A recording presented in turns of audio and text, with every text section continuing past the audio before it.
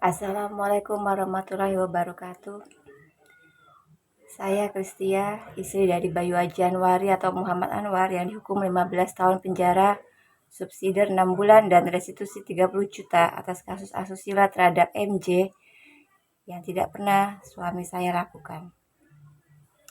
Keyakinan saya tersebut bukan sekedar keyakinan membabi buta. Sejatinya seorang perempuan pasti akan marah jika suaminya selingkuh. Namun, berdasarkan kejanggalan pengalaman yang saya alami, analisis saya pribadi, interview implisit dari berbagai sumber valid, dan studi berkas perkara, ternyata sejak awal penangkapan kami mengalami kepincangan dalam hukum. Semakin banyak kepincangan hukum, semakin banyak kejanggalan saya temukan, maka semakin yakin bahwa suami saya tidak bersalah. Begini kronologis penangkapannya. Jumat pagi 1 September 2023. Pagi-pagi suami saya baru saja pulang mengantar anak-anak ke sekolah. Pulangnya dia membawa beberapa bahan makanan, sayur-sayuran, karena hari itu saya berencana akan membuat bakso. Saya sedang mencuci pakaian ketika sekitar pukul 9 atau 10, suami saya ditanya seorang laki-laki di teras rumah. Saya melihat di jalan menuju rumah ada beberapa orang yang mengamati. Laki-laki itu menanyakan suami saya dan asalnya. Apa benar namanya Bayu Januari? Apa benar dari Semarang? Setelah diiyakan, dia mengaku dari Polres. Laki-laki itu mengaku dari Polres dan bahwa suami saya harus dibawa ke Semarang untuk menyelesaikan urusan di Semarang. Tapi bagaimana urusannya itu tidak dipaparkan dengan detail. Dalam beberapa detik suami saya hilang dari mata seperti penculikan halus. Suami saya dibawa keluar rumah tanpa dipaparkan apa urusannya. Awalnya saya berpikir ini terkait kasus kas BMT yang kosong. Saya yakin suami saya tidak bersalah dan tidak pernah membawa kabur uang BMT. Makanya saya percaya masalah itu pasti selesai dengan baik-baik saja. Setelah suami saya dibawa, laki-laki yang sama bertanya kembali dan bertanya pada saya soal kenapa saya ke Semarang, kenapa saya ke Bekasi, soal apakah saya tahu perkara urusan apa.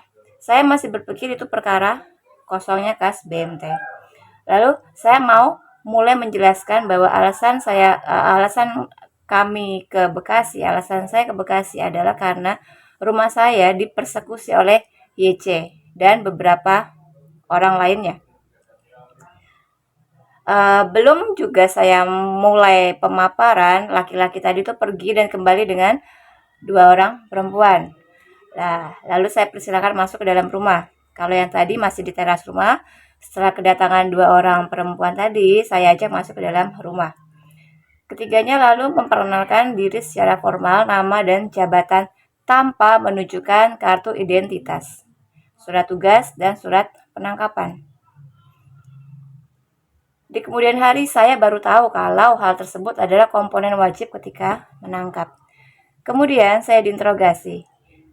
Bukan pertanyaan kasus BMT seperti dugaan saya, tapi pertanyaan yang langsung mengarah pada kasus PPA yang sama sekali di luar dugaan saya. Apalagi penyebutan nama MJ. Benar-benar di luar perkiraan saya.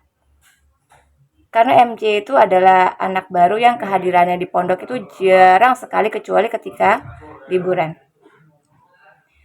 Pertanyaan-pertanyaan tersebut secara implisit diarahkan seolah-olah suami saya pasti bersalah. Dan tujuan mereka hanya untuk memastikan apakah saya tahu atau tidak soal kasus tersebut. Dan beberapa pertanyaan lain langsung mengarah ke jawaban ya atau tidak. Saya menjelaskan beberapa hal yang menurut saya menunjukkan kemustahilan tuduhan itu. Misalkan, rumah saya itu ramai, tidak mungkin terjadi asusila. Kemudian pintu rumah saya itu cuma satu jalan utama, jadi nggak mungkin lewat jalan lain. Itu pun diabaikan, keterangan itu diabaikan. Kejanggalan mulai terasa ketika ada polisi perempuan yang bertanya kepada saya, kapan saya pergi dari Semarang. Saya jawab, saya lupa tanggal pastinya, tapi saya bisa mencari tanggalnya karena ketika saya keluar dari Semarang, saya kebetulan habis ngupload status di Instagram. Lalu saya ambil HP, saya mencari tanggal saya keluar itu, saya nyari kapan saya posting itu. Tapi karena saya panik dan grogi, saya tidak menemukannya. Berkali-kali saya men-scroll itu, tidak menemukan postingan yang saya maksud. Polisi yang lain menegur saya dengan halus bahwa saya tidak boleh merekam. Saya bertanya, bukti apa yang menunjukkan suami saya pelaku asusila? Jawabannya adalah visum dan lokasi kejadian, visum dan TKP. Saya tanya lagi lebih detail, saya semakin bingung, visum apa? Apakah visum masih relevan ketika peristiwa itu sudah terjadi bertahun-tahun sebelumnya, beberapa tahun sebelumnya? Ketika saya bertanya soal bukti check-in hotel, jawabannya hanya ada, tapi detailnya tidak dijelaskan.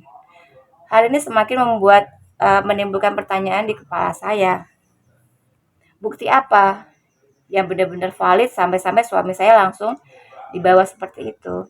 Kejanggalan lain adalah pesan mereka di akhir interogasi agar saya tidak membawa kasus ini ke pihak lain, tidak menceritakan kasus ini ke pihak lain karena mereka khawatir kalau saya akan dimintai uang. Mereka khawatir kalau saya akan mereka khawatir saya akan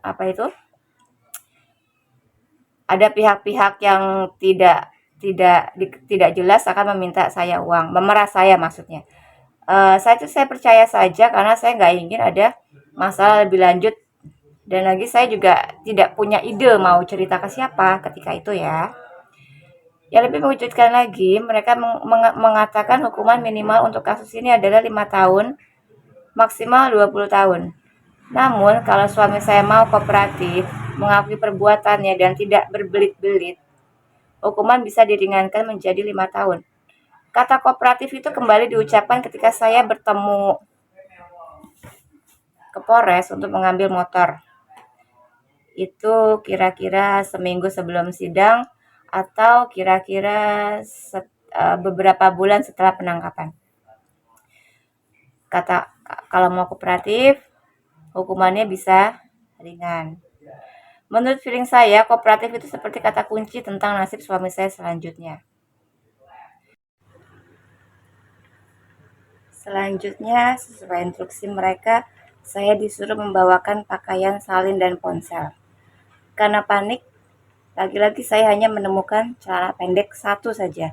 Padahal Bapak tadi bilang, bawakan saja baju yang jangan yang bagus-bagus dan bawa celana pendek, jangan sarung.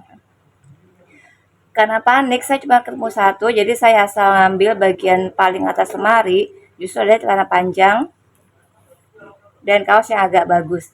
Di kemudian hari, kemudian saya tahu bahwa celana panjang yang saya bawakan itu dijadikan barang bukti perkosaan.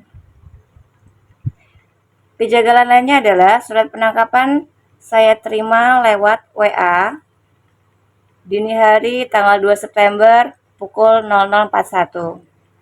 Surat penahanan dikirimkan lewat WA juga pukul 7.27 pagi. Kemudian salinan kedua surat tersebut yang menurut Ibu tadi itu mau dikirimkan lewat pos ke Bekasi, sampai terakhir saya di Bekasi itu tidak pernah saya terima.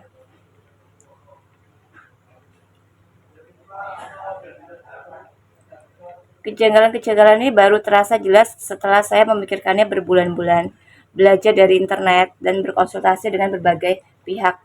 Saya hanya seorang istri yang ingin mencari keadilan untuk suami saya.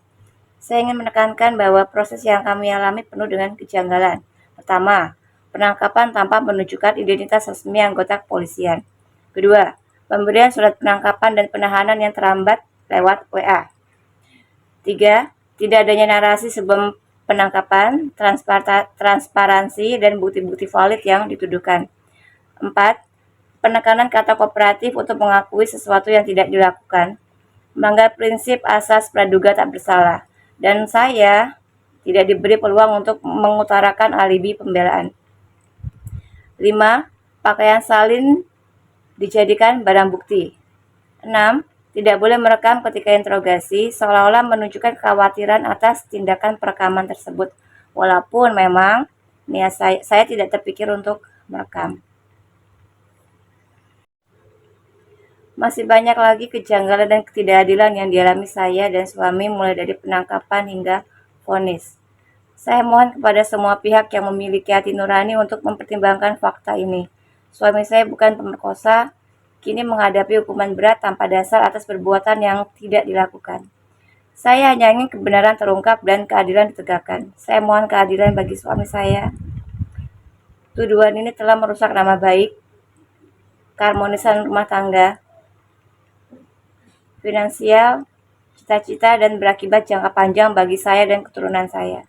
Semoga di tahun 2025 ini keadilan bukan cuma mimpi. Semoga ada jawaban untuk kasus suami saya ini. Terima kasih.